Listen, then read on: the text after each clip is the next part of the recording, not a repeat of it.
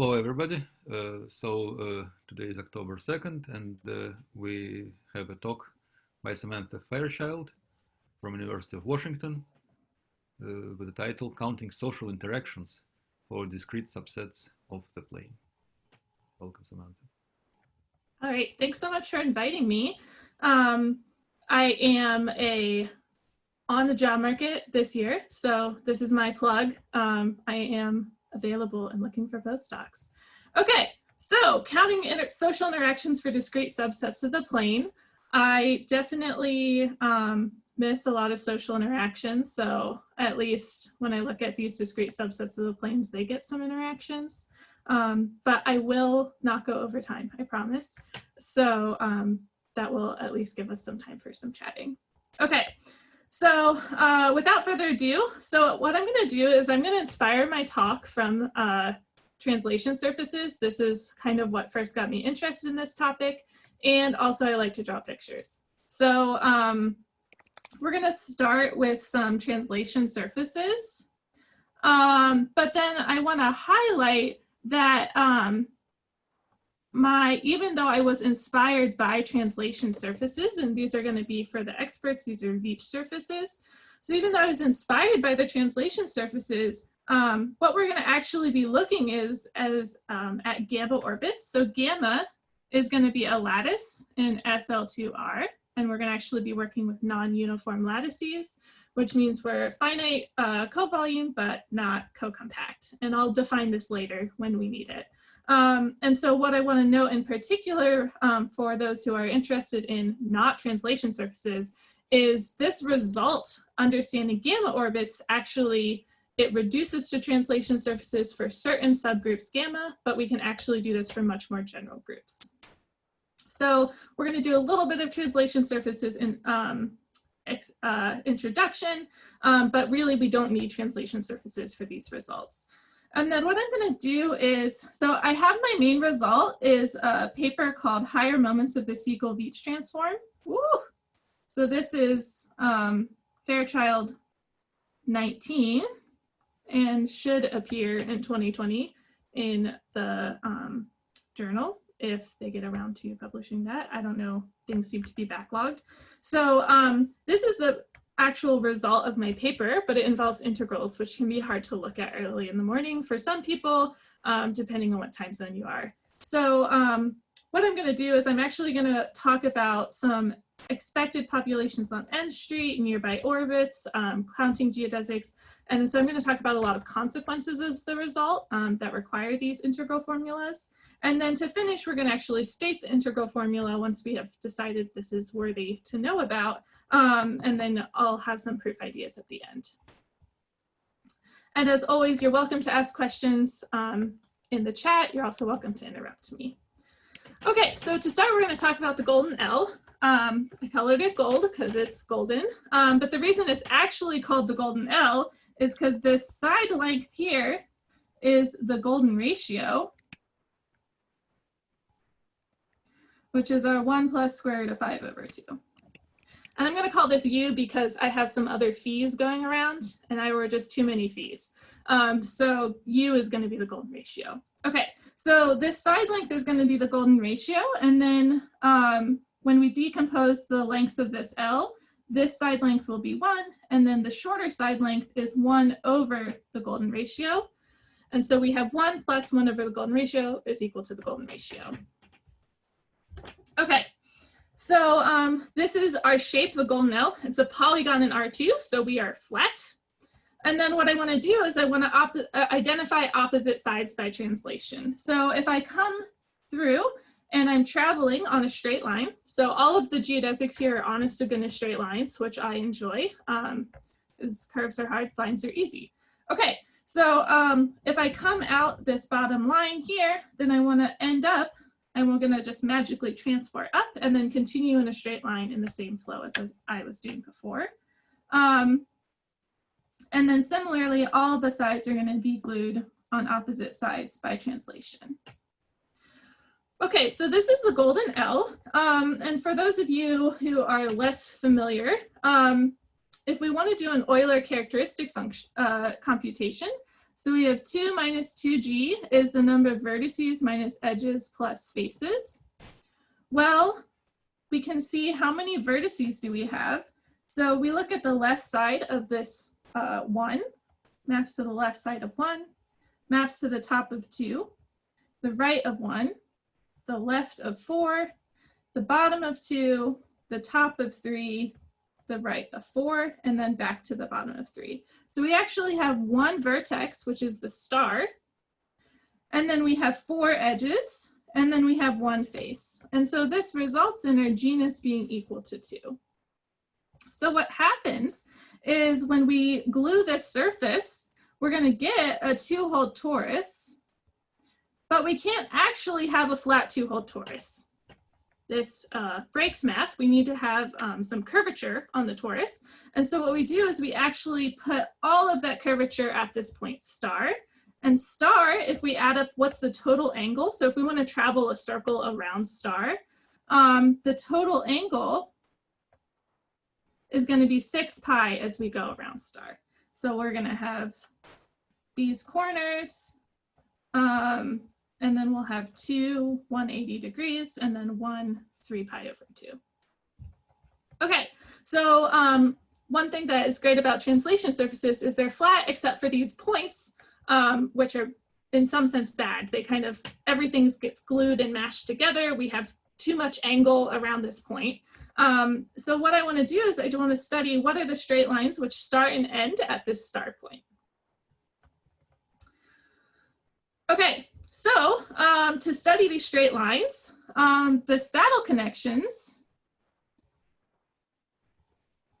are going to be straight line geodesics. So I'm redundant saying that they're straight lines and geodesics, but this is flat, so it's always good to remember our geodesics here are honest to goodness straight lines. So our saddle connections are going to be straight line geodesics, which start and end at our vertex. So we'll call that vertex star. So these are going to be all the points which start and end at the vertex star. Okay. And then as I titled this holonomy vectors. So given a geodesic, so let's say here's one geodesic. We're going to call this gamma 1. Then we have the associated holonomy vector is in R2 and is given, well, let's integrate the curve with respect to our DZ1 form. And we went over 1, up 1. So to keep track of how we've traveled in this geodesic, this is going to be 1 plus I. So for each saddle connection, so for each closed geodesic, we're going to have an element in R2 or in C, depending on how you like to look at this.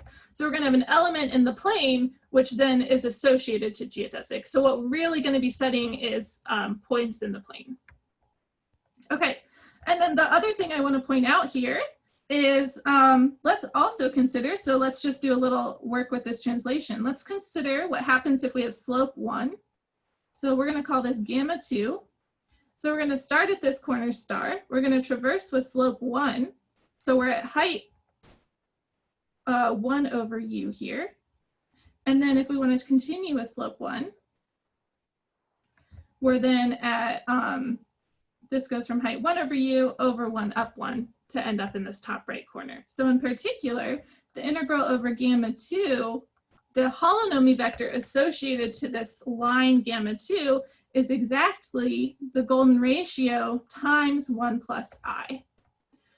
So when I'm keeping track of my holonomy vectors, what's going to end up happening on the golden L is I'm going to have short ones, this gamma 1, and then I'll have long vectors, this gamma 2. And to make this more precise, I want to talk about what Veach showed in his, oops, sorry, I just kicked my desk. What Veach showed in his, so he said that the set of closed geodesics on this surface are a finite union of orbits of a stabilizer subgroup. So H5 is a subgroup of SL2R. And so here I've defined HQ for general Q bigger than or equal to 2. So this is called the Hecke triangle group. And so it's generated by the matrix 0, 1, negative 1, 0, and 1, 2 cosine of pi over q, 0, 1. So note that 2 cosine of pi over 5 is exactly the golden ratio. So what Veach says is that the set of closed geodesics are a finite union of these H5 orbits applied to E1. So it's also first columns of this H5. And here we can explicitly say what these two are. These are the long and these are the short vectors. So what I'm going to be looking at is I'm actually just going to look at one orbit and say, can we understand a single orbit? Because then if we understand one orbit, then you can just scale and then you understand the other orbit up to scaling. Okay, so that being said, let's look at one orbit. So I'm going to call V H5 applied to E1. And this is going to be the visible points. So these are our holonomy vectors. They're visible from the origin, and this is this generalization is inspired from the torus, which I'll talk about after this. Okay, so we're going to look at one orbit, and we want to say what are these visible points, which correspond to exactly half of the saddle connections. And they make pretty pictures. So this is a plot of the saddle connections, or the holonomy vectors associated to saddle connections on the golden L. And so the questions that we're going to be asking is just saying how frequently these occur. So what we're going to do is we're going to draw a circle. We're going to say, let's look at the ball of radius r. And then we want to say, so our big goal is what is the cardinality. We're going to take V, we're going to intersect the ball of radius r, and then we're going to say, how does this grow with r?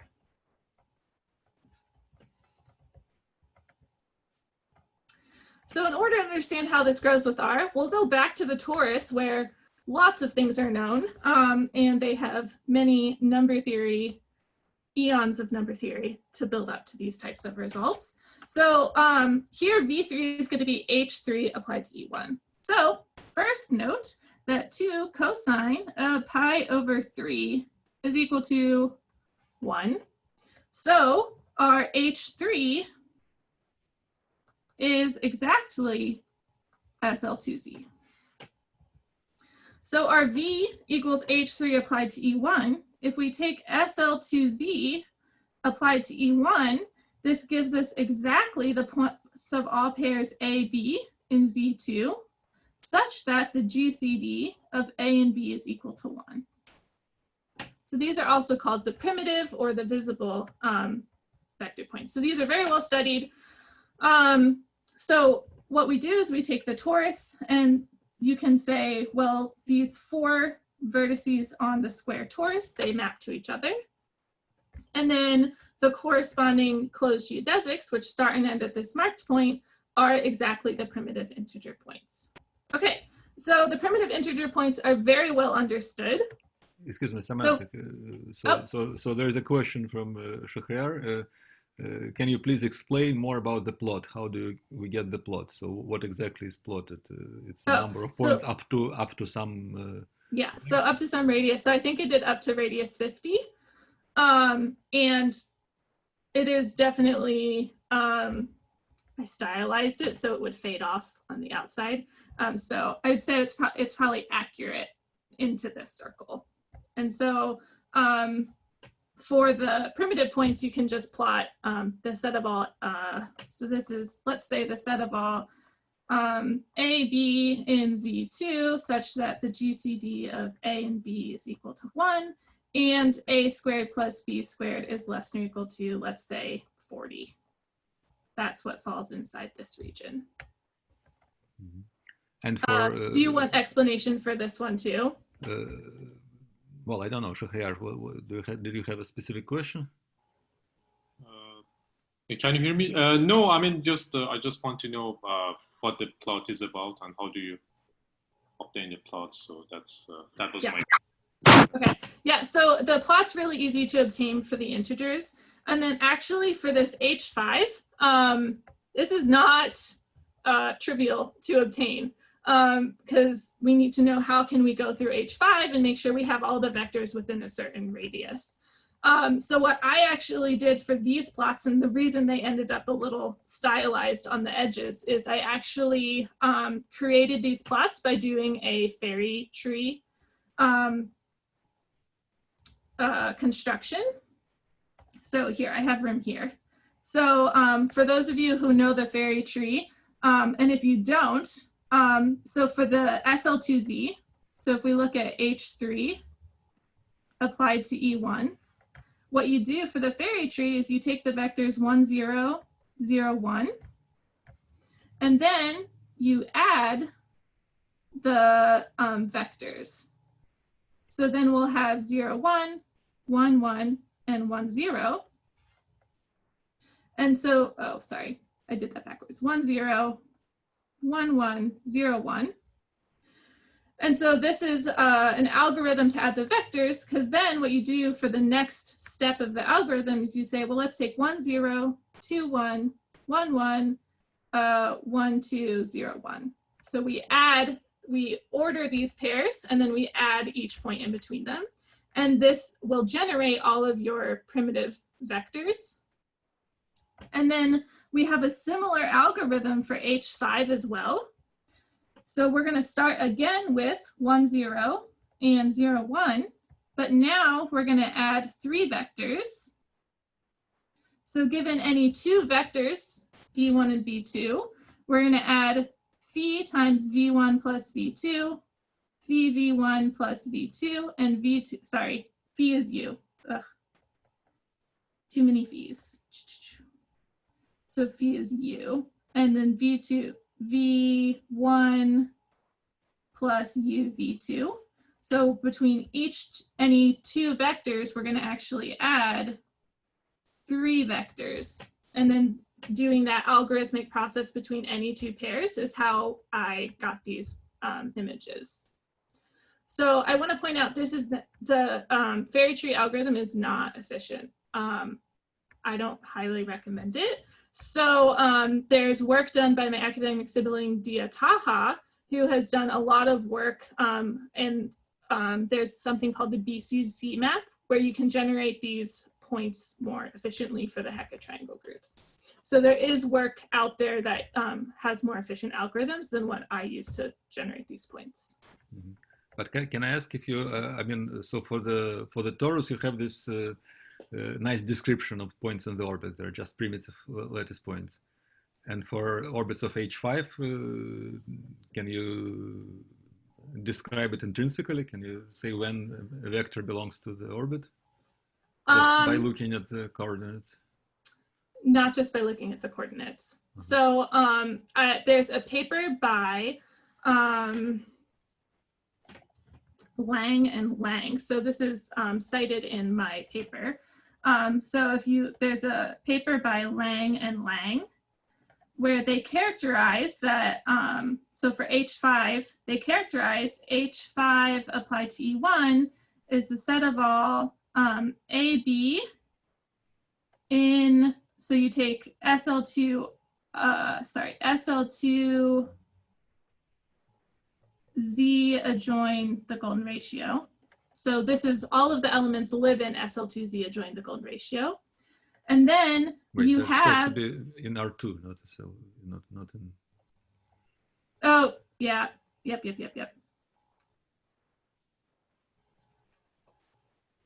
Yeah. So in R2, sorry, where A and B are in the Z adjoin the golden ratio, and they define this algorithm, which gives you this kind of Qth GCD function, except the algorithm doesn't always terminate. And when it doesn't terminate, so it's like the Euclidean algorithm to get the GCD function, except when the algorithm doesn't terminate, they say let it equal to 0.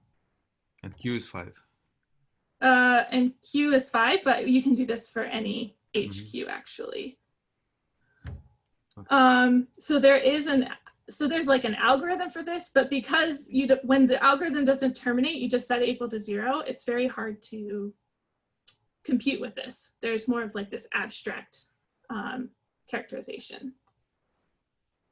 Okay. Yeah. Other questions? All right. Sounds good. So either of these lengths is related to search length? Probably not. So I have no idea. Okay.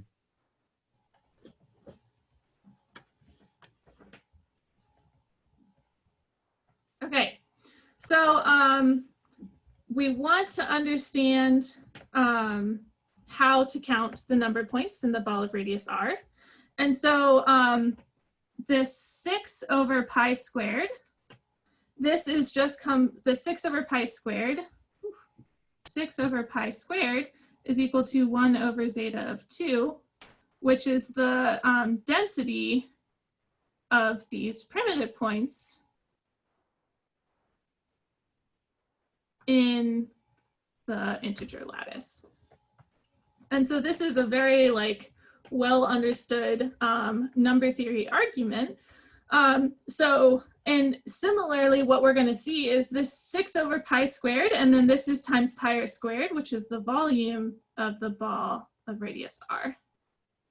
So what we're going to find out is understanding this expected value is pretty well understood, even in the case of our other surfaces. And then what we're really interested in is the error terms. And so I like to point this out. I always love how number theories can get great bounds with things related to the integers. So assuming the Riemann hypothesis since 2002, the best error term is O of r to the 221 over 304 plus epsilon. We don't have all the tools of number theory at our hand for working with integers. So we aren't going to have things quite that nice, but we still have error terms, which is fun. Surely you don't need RH to get some bound right. Oh yeah, I picked this one because it's a prettier bound. If you just Wikipedia the primitive Gauss circle problem, there's a whole list of results. It's pretty fun. So yeah, so there is a result without the Riemann hypothesis, but I like this one better because it was nicer to write. Yeah. Okay. So now what happens on the golden L? So there's a theorem, and so this theorem is much more general. I'm talking about this in the golden L. This is true for non-uniform lattices, which if you aren't familiar with those terms, we'll talk about them more. So this theorem is due to Burrin, Neveu, War, and Weiss from 2019. And it says, well, if we want to understand the number of points in the ball of radius r, well, it's going to grow like 10 over 3 pi squared. So this is now our density of points of these holonomy vectors times the area of the ball. And then they have an error term plus O of r to the 4/3. So this is the population density on the golden L. And then this is a result, which is an extension of my integration formula from Fairchild 2019. So what we did is we said, okay,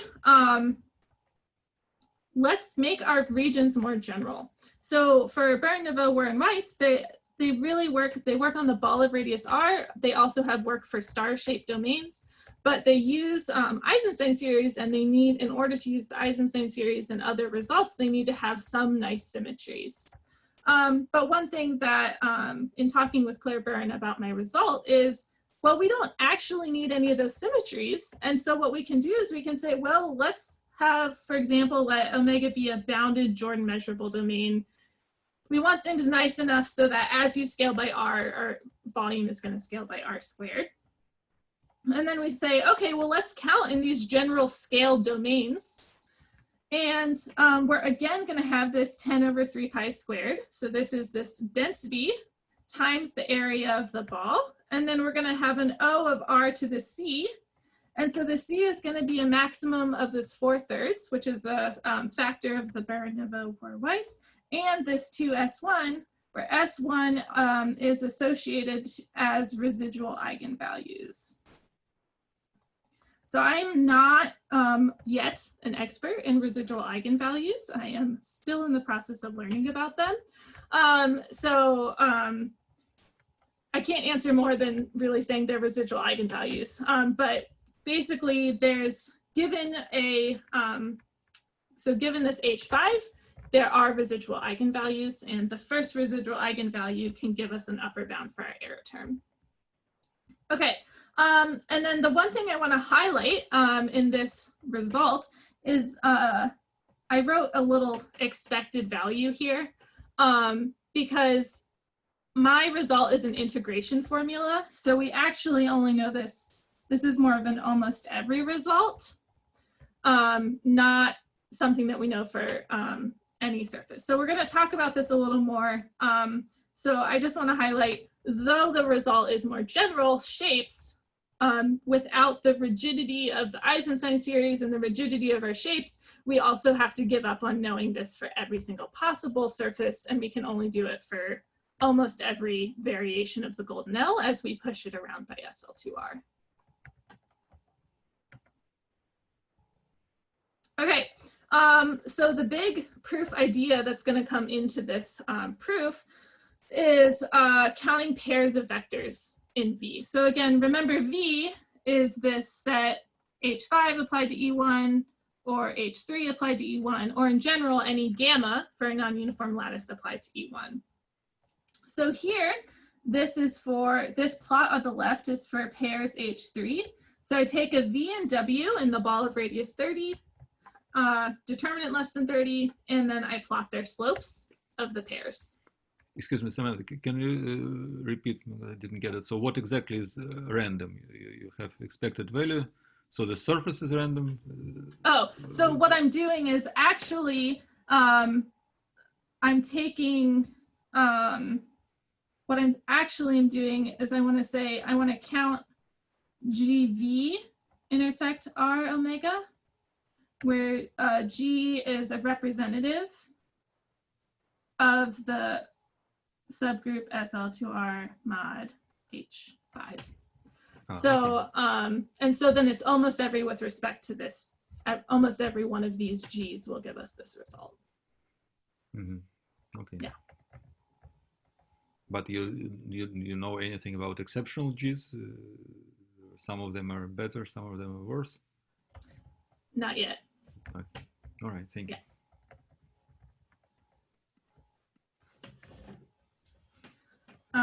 I guess I would say based off of the fact that we can get, so these results, Burrin, and Weiss, you could actually get for every G, but then you have to restrict your regions. So I would expect if we had other tools, if we didn't restrict our regions, we should still be able to get an every result, but we don't have tools for that right now.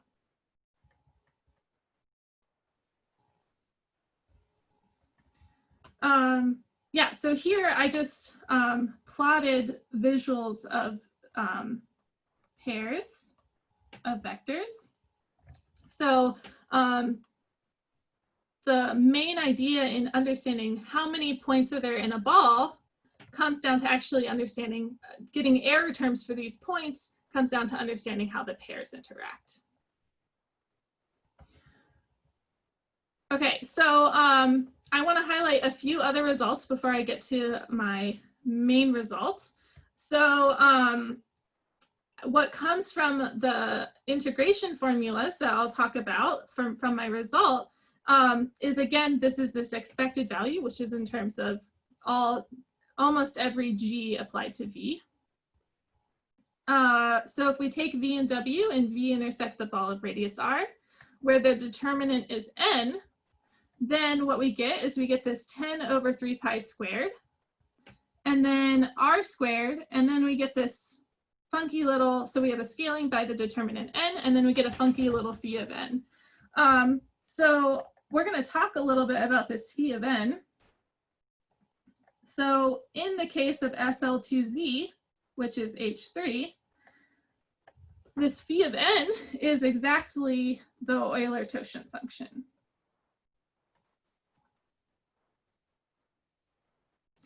And so this is exactly the number of 1 less than or equal to k less than or equal to n, where the GCD of k and n is equal to 1.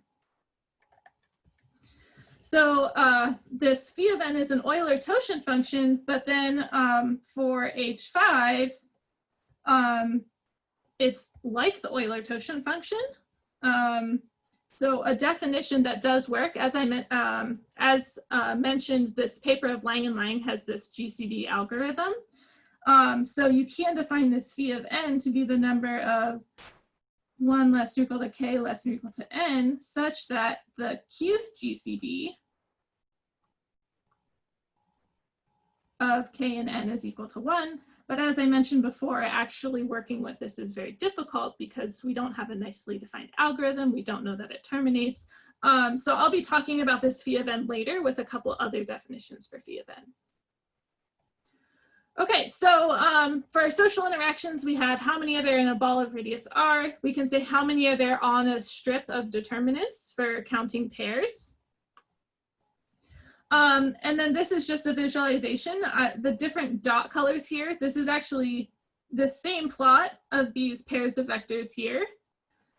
But you can add colors according to the determinants. So you can see these determinant colors also spread out.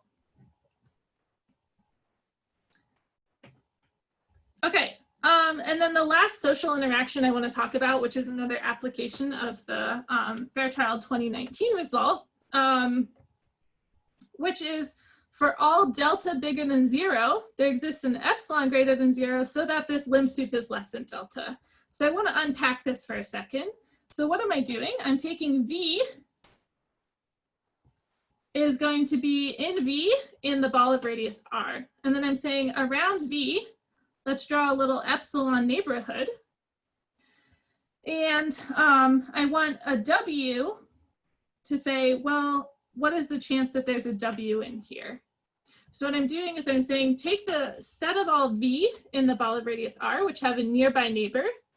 I divide by R squared, which is the growth rate. And I want to say that the proportion of these V's with a nearby neighbor is small as R gets large. This is a corollary. Do we know when the set? Oh, right. So when it's uniformly discrete, this isn't very interesting because you have an epsilon that is small enough and works for everything. But one thing that's really interesting, and this is why I do the golden L example, is we are no longer uniformly discrete. And so the non-uniform lattices, the ones that we're actually interested in and going to be getting interesting results in, are for those which don't have a uniformly discrete orbit. As an excellent question. Yes. Any other questions? So is there any sort of arithmetic nature to these vectors? Your golden L was all in a particular quadratic number field, but since I guess it's for almost all things, you lose all arithmetic information. Mm-hmm. Okay. Yep. So yeah, we lose the arithmetic information. We can't keep it as soon as because these all come from integration formulas. So ultimately, we're only getting almost every results. One thing that's nice about this nearest neighbor is this is you can use SL2R invariant properties to actually push around and have this result for every neighbor. So this is something this was a problem posed by John Chaika. And the connection of this nearest neighbor, the reason he's interested in this nearest neighbor result is we're going to apply this to disjointness results of flows. So that's where this nearest neighbor question comes from, is understanding these nearest neighbors give us information about disjointness results of the flows.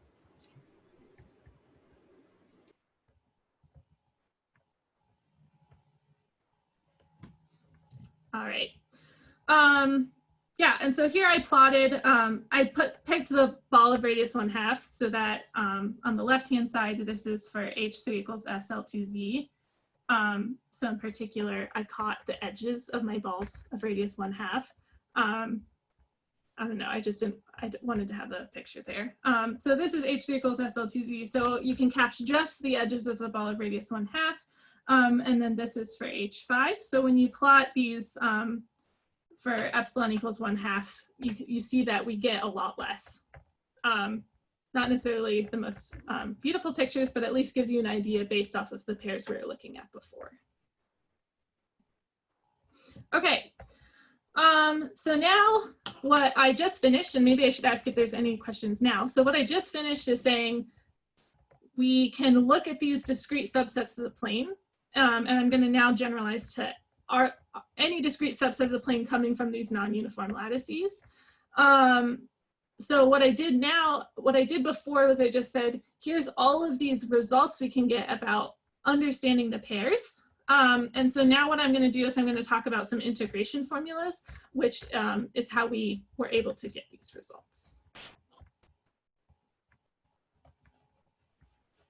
Okay, so the Siegel-Veitch integral formula. So now I'm going to let gamma be a non-uniform lattice. So for those not familiar, non-uniform means the quotient space SL to our mod gamma is not compact. Gamma equals H3 and H5, or any of the HQ for the Hecke triangle groups. These are all examples of non-uniform lattices. So we're not compact. However, our volume of SL to our mod gamma is finite. Oh, and it's discrete.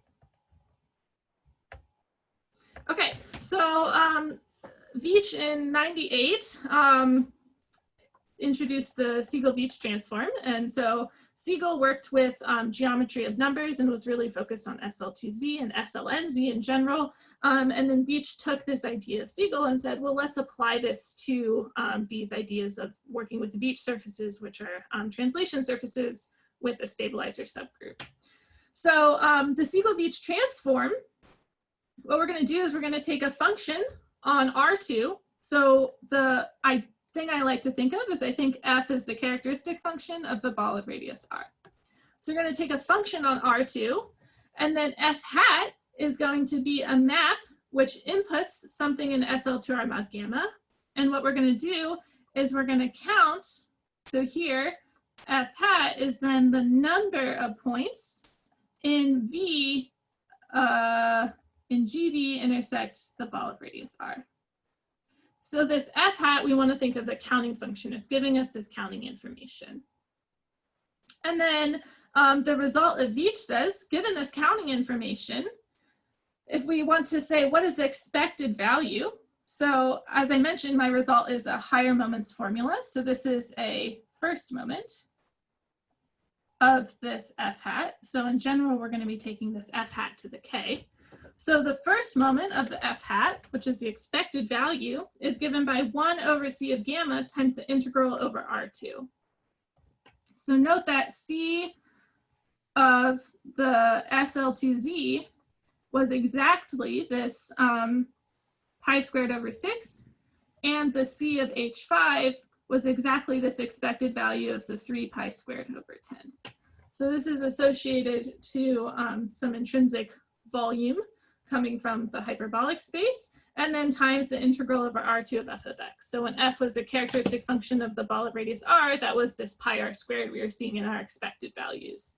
So the first moment gives us our expected values, which we saw, and then we want to get higher moment information in order to, right, so this is kind of saying this is our expected value, and then I want to get higher moment information to get error terms.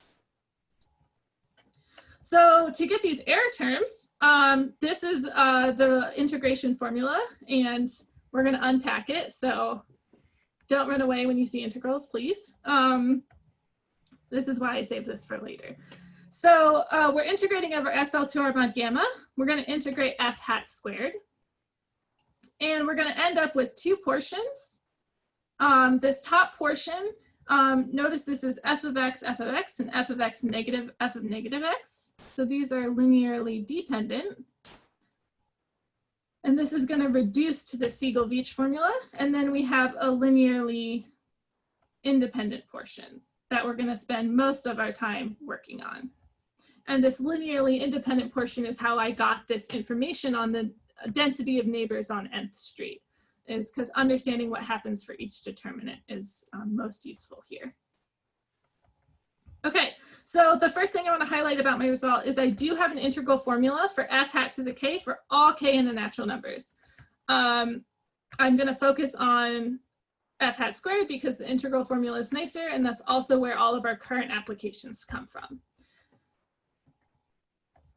So n of gamma, if we look at this linearly independent part, first thing to notice is we're summing over this n of gamma, and n of gamma is the set of all possible determinants. So note n of SL2Z, what is the set of all possible determinants of primitive vectors? Well, if we look at 1, 0 and 1, n, well, the set of, we can get any n for any integer n. So this is actually equal to z. In general, the n of gamma, I do not have a good classification for this. We know it's a subgroup of, for like H5, we know it's a subgroup of we know it's a subgroup of, sorry, Z adjoining the golden ratio, but I'm not sure how to restrict those. So n of gamma is the sum over these admissible determinants. And then now I want to talk about this phi of n. So we have n of gamma, an integral over SL2R with this weight C of gamma, and then we have this phi of n. So I mentioned this phi of n in terms of this Langen line definition, but as I said, it's not very computationally or theoretically nice to work with at all for understanding growth rates. So what we're going to do is we're going to define the maximal parabolic. So we're going to conjugate gamma so that under the conjugation, we can get our maximal parabolic to be 1H01. So note in SL2Z, our H is equal to 1. So we exactly then, our phi of n is the set of all mn in V such that 0 is less than or equal to m is less than or equal to h times n. So this exactly reduces to the Euler-Toshin function for SL2Z. And then another way to view this, which was thanks to Claire Burrin, which allowed us to generalize to general non-uniform lattices. My paper is stated for Hecke triangle groups, and our forthcoming paper is for non-uniform lattices. So these are just looking at double cosets. So you can count double cosets where we mod out by the maximal parabolic element, and then that can, counting those number of possible double cosets exactly gives us our counting function phi of n. Okay, so in the last couple of minutes, I just want to share some highlights of the proof for this integral formula. So the first thing I want to highlight is if we want to integrate f hat squared, what we're really doing is we're summing up over elements in V cross V. So what we're doing is we're taking the product space of our visible vectors, and then we want to look at all pairs of these visible vectors, and we're integrating over d mu of G, which is an SL2R invariant measure. So when we're doing this f hat squared, what we can do is we can decompose V cross V into SL2R orbits to decompose our sets. And so here, when I say SL2R orbits, I'm saying G is acting linearly. So if I have a set V and W in V cross V, then G and SL2R acts by GV, GW. So SL2R is acting diagonally. And we know SL2R preserves our linearly dependent vectors. So we have VV and V negative V, and no other linear multiples are possible because our vectors are visible from the origin. So we can't have any extra multiples. And then the other thing, we know SL2R preserves determinant, so we're going to have all possible determinants.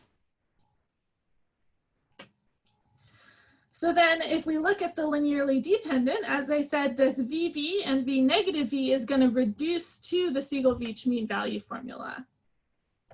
But then when we're looking over the determinant n subsets, what we have is we have the sum over n and n of gamma, and then we have to figure out how do we get to this SL2R integral. So to get to the SL2R integral, what I want to use is the that we can disintegrate our measure on the quotient on SL2R in terms of the measure on the quotient space.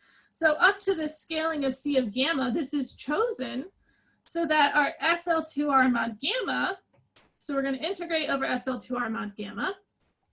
So that's a fundamental domain. And then we add over all possible fundamental domains, and that'll get us back to the full SL2R. So this is the disintegration of the measure that we want to use. So what we're going to do is we're going to say, well, we want to take the sum over V1 and V2 and Dn. So we're going to take determinant n subsets, and we want to decompose them into orbits of gamma and say how many orbits of gamma are there. And that's exactly where this phi of n comes from. This phi of n counts the number of orbits of gamma on determinant n subsets. So one of the big lemmas we prove is that there are these phi of n orbits, and they're all distinct. There's no overlap. So we have phi of n orbits, and for each orbit from this integration formula, from the disintegration of the measure, for each orbit, we get an integral over SL2R.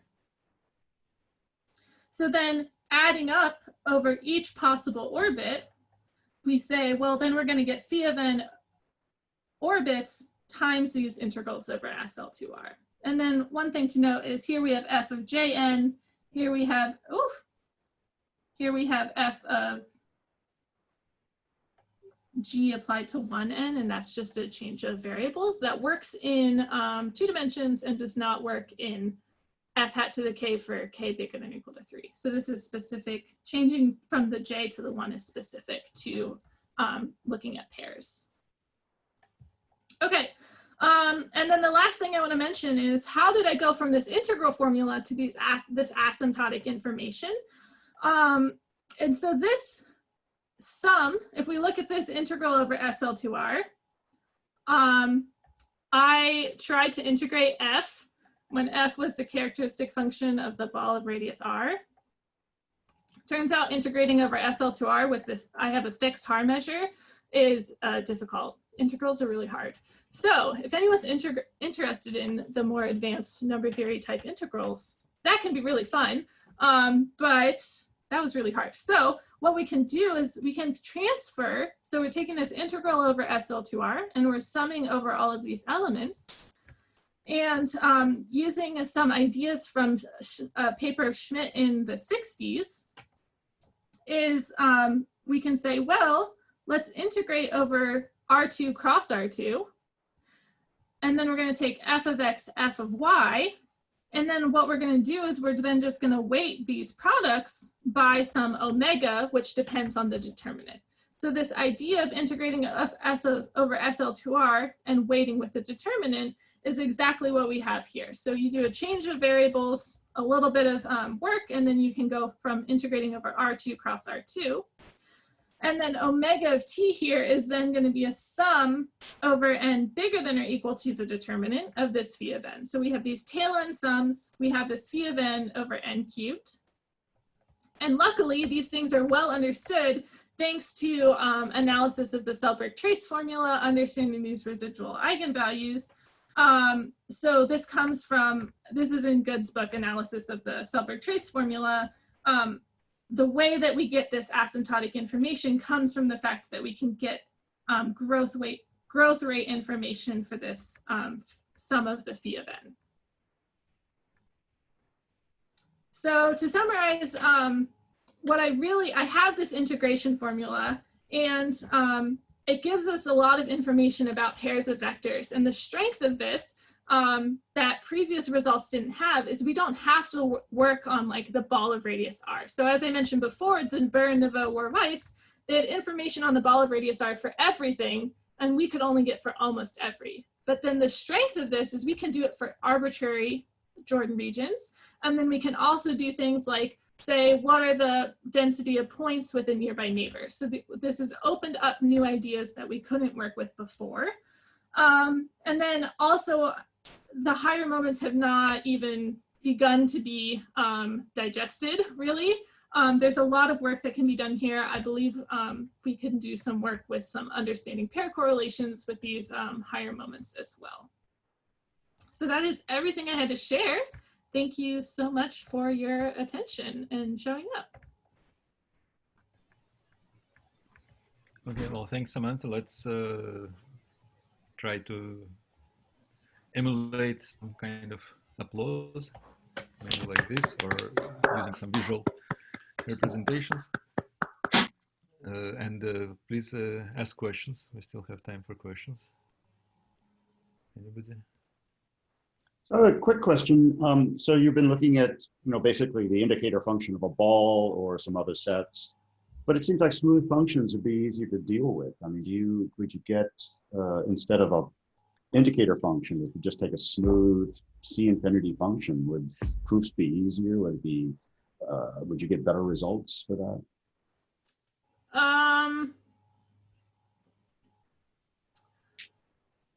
I mean, I guess you could get better results, but then that makes counting a lot harder. And my focus has been on counting.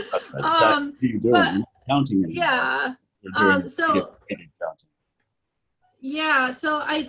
from what I can tell, so like the Siegel-Veitch formula was originally stated for smooth functions, but then I actually do approximation arguments to say, well, it suffices to look at the balls of radius r. Mm-hmm. So I've actually gone the other direction. Mm-hmm. So I guess you could probably do some work to get some more smoothing information. Yeah, so this idea, this nearby neighbors idea, where I work with something in the ball of radius r, and then for each point, I look at a ball of radius epsilon. So these are some fibered sets in R4. So I have been working with that for understanding like gaps of pairs with John Chaika, and also I have a project with Jaidev and Howie that's understanding pairs for translation surfaces which don't live in a Veitch orbit. So for more generic translation surfaces, we're using this fibered set idea, and there we definitely need to do smoothing approximations to get any error terms. So it does come up, but for at least the integral formula, it's not necessary until we start to do these more strange applications with the fibered sets. Thanks. Okay. Samantha, so can I ask you to scroll to the main result with this second moment, maybe even the first moment? You want the first moment or the second? Yeah, moment? let's start with Siegel-Veitch formula. I just want to understand. Okay. So all right. So you take gamma, and then you just sum over the orbits. Yes. Of gamma. So first of all, is it important that gamma is non-uniform lattice?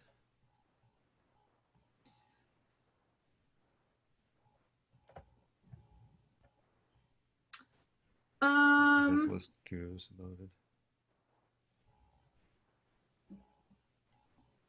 I have only thought of it from the perspective of non-uniform lattice because coming from translation surfaces, you always have non-uniform lattices because you always have a cusp. Yes, but this is Veitch's result, so I believe Veitch only does it for non-uniform lattices. I'm pretty sure from what I remember from Veitch. But this is if you want to prove it, it's some kind of Fubini theorem in some sense, where you just change the order of integration and summation. So yeah, right, exactly. So if you want to integrate like SL2, so what we're doing is we're integrating SL2R mod gamma times the sum over V in a gamma orbit. Yes. Of F of GV, and then what you do is you say, well, you use this SL2R invariance and positive linear functional argument to say, well, this is our only SL2R invariant subsets of R2 are 0, 0. So you have this a f of 0, 0 plus b, the integral over r2 f of x dx. And then you have to argue that nothing happens at 0, 0. And then you get this normalization from the volume adjustment. So I don't see right now why that wouldn't work for compact quotients. But I've never seen anyone studying it. So I don't know. Okay, I was just curious. Yeah. Other questions? So I guess I will say really quickly, having this, so for the second moments, understanding this phi of n, we definitely need non-uniform. So I'm not sure for the Siegel-Veitch formula, but for the second moments, understanding this phi of n, we have this maximal parabolic. So to guarantee that we have that, I believe you need non-uniform. So we do need non-uniform at least for understanding the second moments as is. Yes. Okay. So the orbit, but is the orbit discrete? Maybe the orbit is just not discrete. So we're only considering when the orbit is discrete. So sometimes you're right. Sometimes when you look at the orbit, it's not discrete. So we want to look at only the non-uniform lattice. We're applying the non-uniform lattice to the vectors, which make it so that the orbit is discrete. Yeah, I see. Okay. Yeah. I guess that's the point. So maybe you could look at the chat to. So phi of n is some Hecke eigenvalue over some Eisenstein series. I believe so. Yes.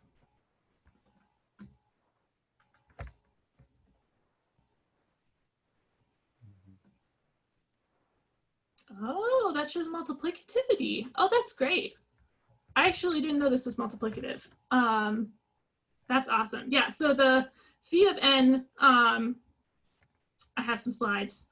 So the phi of n, so this is a map of the standard Euler-Toshin function. And this is the phi of n plotted for the H5. So it is different. So I don't know of anyone that's studied these Hecke eigenvalues as is. Maybe they have, and I just haven't found the right words to search. What are convolution operators? I don't understand your question, Asaf.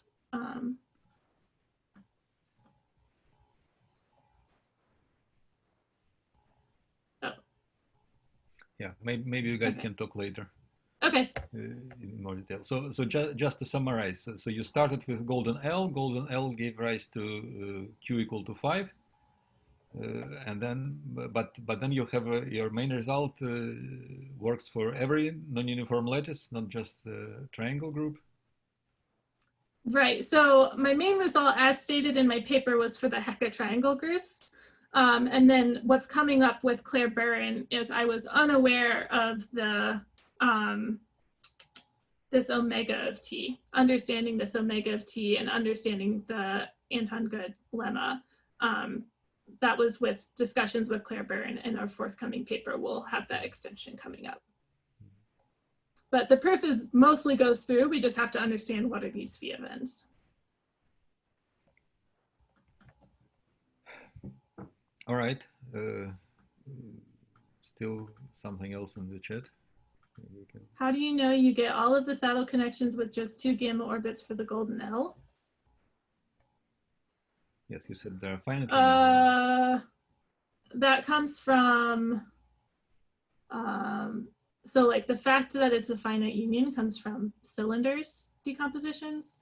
So you know there's exactly 2 orbits when you can decompose into 2 cylinders, I believe, Anthony. So that's specific to the golden L that there's 2. In general, there's a finite number. And then you have to worry about the cylinder decompositions to understand what possibilities there are. Yeah. And the bigger Qs correspond to other translation surfaces, I presume, right? So Okay, so when Q is odd, then these are called Bohm-Mueller surfaces, and Pat Hooper has a really nice paper, much more general than this, but you can reduce it to this case that says that the HQ arises as a stabilizer subgroup of some translation surface. But when Q is even, there's no translation surface which has this HQ as a stabilizer subgroup. So this is where I was saying these results work even if they don't apply to a translation surface. But there are other Vich surfaces which are not quotients by HQs, right? Exactly. So your result applies to all Vich surfaces. Yes. All right. Any more questions? Okay, then let's thank Samantha again, and let's try to give her another round of applause, whether or not you're on mute. Yeah, this was great. So let's come back to this space, to this virtual room. Next week, there will be a talk by Natalie Tamam from San Diego. Look forward to seeing everyone here. So let me stop the recording.